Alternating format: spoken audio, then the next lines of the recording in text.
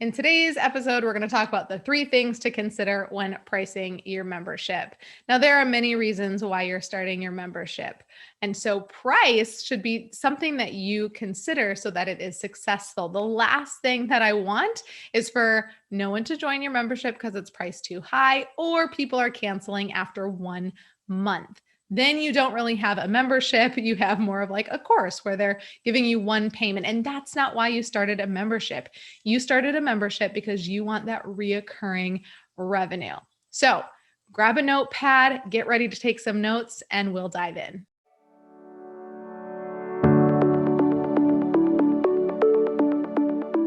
You're listening to the Badass is the New Black podcast. I'm Chrissy Chin, your host, here to teach you how to build an online business that you love and in a way that allows you to work a little bit less so you can enjoy a whole lot more. My hope is that you've showed up to today's episode ready to learn something new and will be inspired to take imperfect action in your business right away.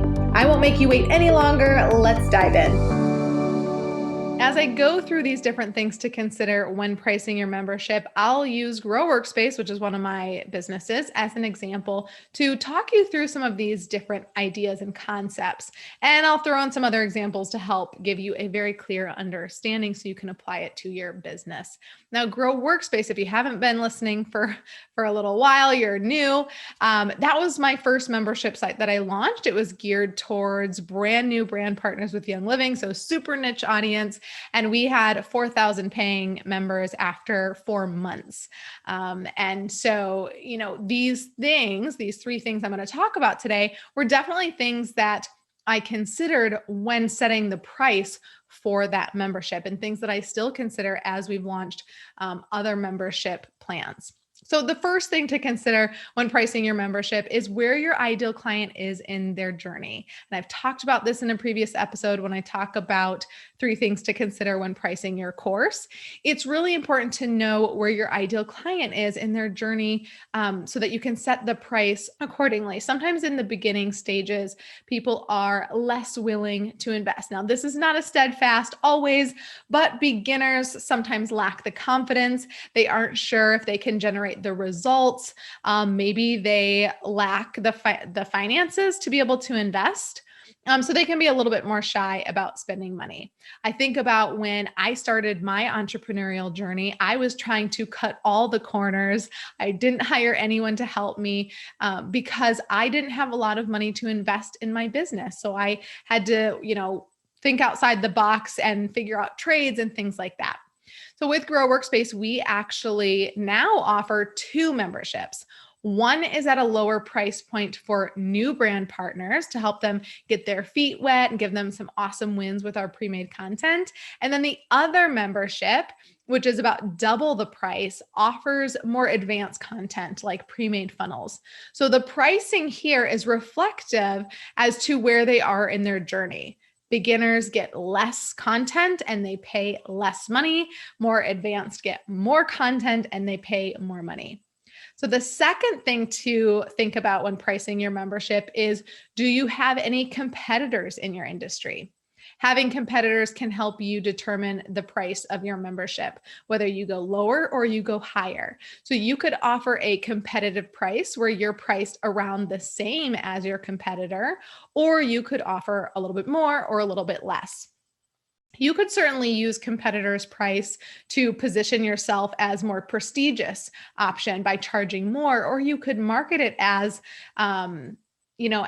taking everything that you have and giving them more and giving it to a fraction at the cost. Companies do this all the time. Recently, I was at Toyota getting my oil changed. And of course, they come out and tell you all the other things that you need, right? Because they're upselling. And so he says, you need new tires. And so I'm like, okay, want me to price that out for you? Yeah, sure. Go price that out. So he comes back, gives me the quote. And I'm like, okay, I have to talk to my husband. So a guy approaches me from the waiting room who overheard this conversation. He says, I think you would get a much better price at Discount Tire. I overheard him or saw him while he's pulling the numbers and, you can. So lo and behold, I call Discount Tire and they say, yeah, let me, we do competitive pricing. So happy to match the price, or maybe we're even lower. They were like half the price, which was awesome. But there are companies that do this all the time. They match their competitor's price. I'm pretty sure that Best Buy does this as well. If you see the same TV someplace else, and you show them that price, they will match their competitor's price.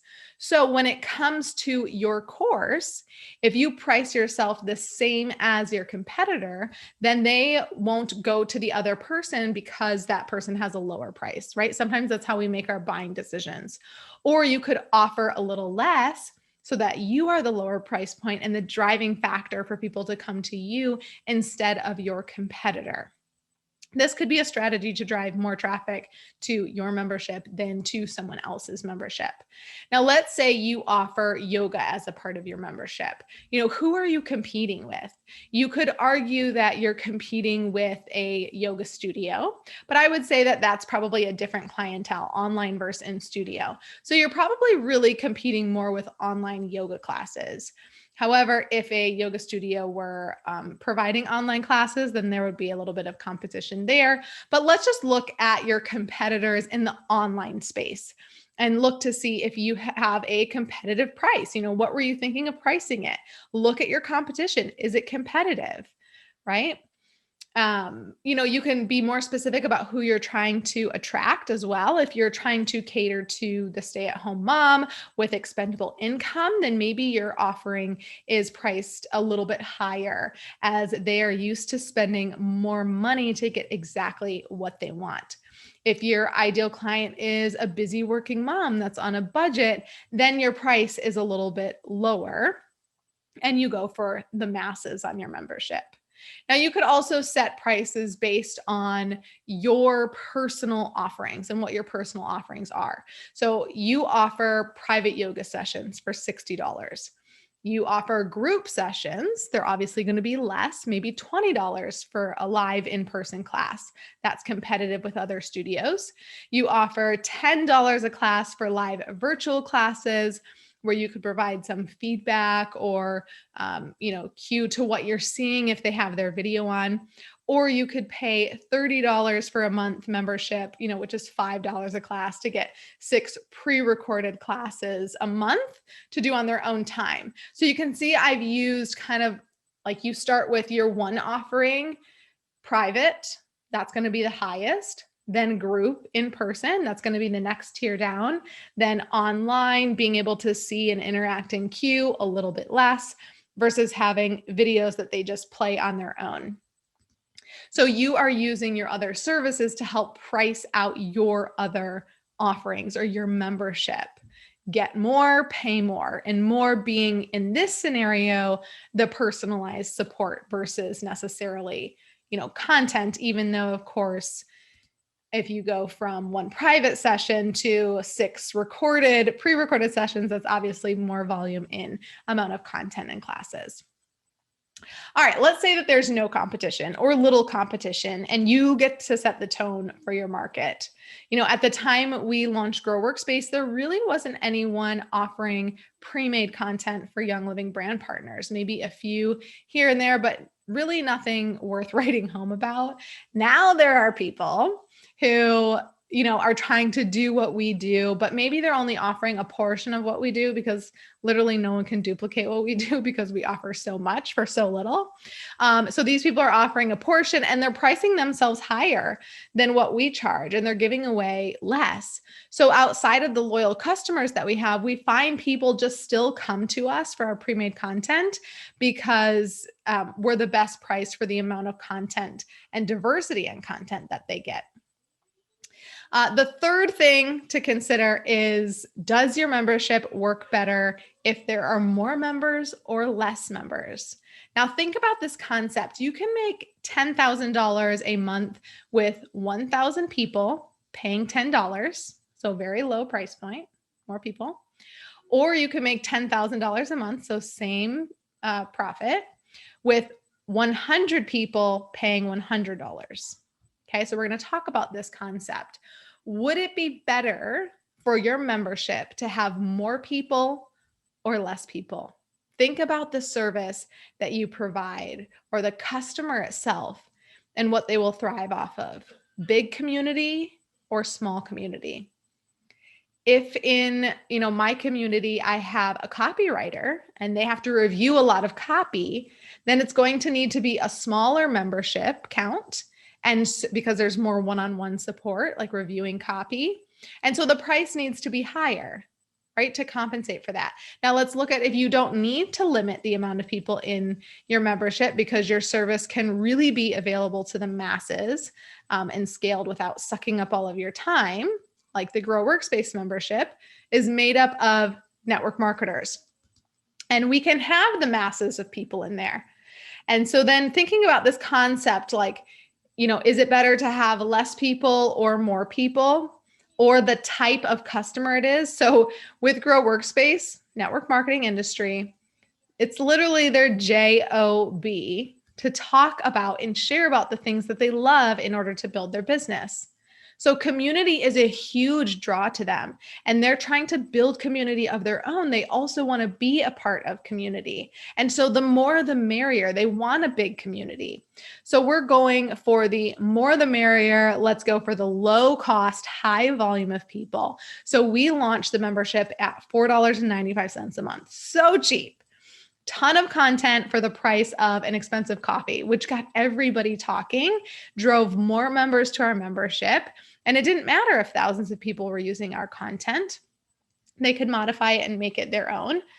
So that was great. Another reason you may want to price higher to have less joining you is that in your industry or what you offer is better if you don't have the masses able to access your content.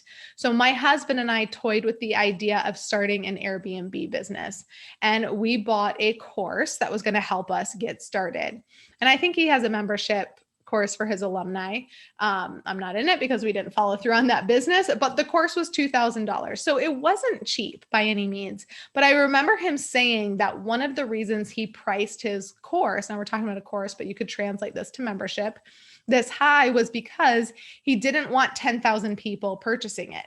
It's better for those who are building this Airbnb business to actually have less people access to these secrets of building a business than more people. So he priced it higher to have less people accessing the content, but be able to, get the benefits of sharing this knowledge and these secrets to help other people be successful. So, thinking about that higher price point, or, can you have it at a lower price point and you could close the door if you're like, oh, I can't have, like, my people will not pay a big price point. They will only pay so much amount of money to get the result that I'm offering here in this membership, like yoga, right? Like people aren't going to pay you $1,000 a month to access your yoga videos. They're just not going to do that. They're definitely going to go to someone else. But if you are providing all this one-on-one service, then you maybe can't have 1,000 people in there. So of course you could close the door, but that's not how you would scale a membership site. And I really want you to, generate 7 figures with your membership site. Like, you're here to learn how to scale and make more money. So, does your membership thrive off of that large community? And figuring out a way how, if you have to have a low price point, how can you serve the masses? How can you modify your community to be able to serve the masses? Maybe that's hiring more support to help you, or maybe it's not offering one-on-one care.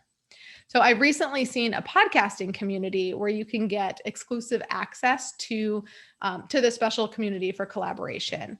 And so this is going to be much more desirable for someone if there's, 10,000 people in there versus 10 people in there, right? Because it's all about collaboration and exposure. And therefore, it would make sense for it to be priced lower at maybe $10 or $15 a month versus $100 a month, which would decrease the amount of people joining. Well, they want the masses. So that model of going for $10,000 a month, lower price point, more people would work better in that scenario. I hope this is all making sense to you. I hope it's getting your wheels turning about your membership. I hope that you're now thinking about your membership and asking yourself these questions. Would it work better with less people or more people? Where are they at in their journey? Like what is the spending habits of my person? We covered these three things. So number one was, where's your customer in their journey? Two, do I have any competitors in your industry? So using that to try and help you figure out, a starting point for your pricing, and then considering everything else. Does your membership work better if there's more members or less? And once you decide that, you can also determine what you're offering in your membership to make sure that you are able to present it in a way that you want. So there are some other things to consider other than these three things, but this is going to get you started. It's going to get you off in the right direction. If you're looking for ongoing support to scale your membership, you can certainly join the waitlist for my coaching membership, where you get more exclusive access to me. I offer monthly trainings in there, Q&A calls to help you with course and membership to scale to multi 6 and 7 figures, which, includes a community to collaborate with and learn from. So if you're sitting on the other end of this podcast listening, or you're watching on YouTube, and as I teach, it's creating more questions and you're thinking, oh, I wish I could just ask Chrissy this question, or tell her this scenario, then you can go to thechrissychin.com/membership, hop on that wait list so you get the first email to let you know when the doors are open. They don't stay open for very long. So you'll be in the know for that. If you're just getting started in this space, you can download my free guide to turn your knowledge into a profit. It's a worksheet and a guide to help you figure out how you can take that knowledge in your head, turn it into passive income, whether it's a course or a membership site, and help you start generating $1,000 a month of passive income with less than 30 minutes a day. So go to thechrissychin.com/profit to grab that guide. If you found this information helpful, please let me know in the comments on YouTube, or shoot me a DM over on Instagram, thechrissychin.